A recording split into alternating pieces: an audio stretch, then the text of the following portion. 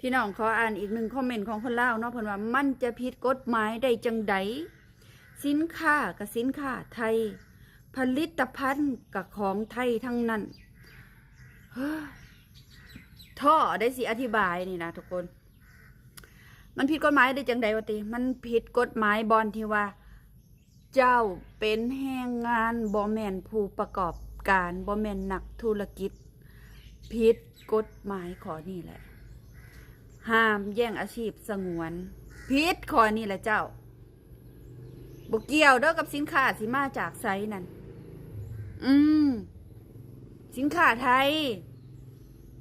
บ่น่าเชื่อเนาะว่าคนลาวเฮาสิมีความคิดจังซี่นะแบบไปขายของอยู่ประเทศเขาแต่ขายสินค้าเขาแล้วคือว่ามันบ่ผิดมันบ่ได้แม่นกฎหมายเรื่องการนำเข้าสินค้าได้เดียวนี่การเอ็กพอร์ตอิมพอร์ตต่างหากมันบ่แม่นกับการนำเข้าสินค้าไปต่างประเทศเด้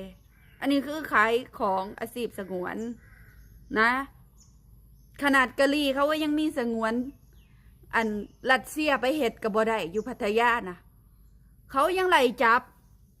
มันบ่แม่นว่าเจ้าสิไปขายหอของเจ้าของอยู่ประเทศใดก็ได้มันมีกฎหมายของแต่ละประเทศ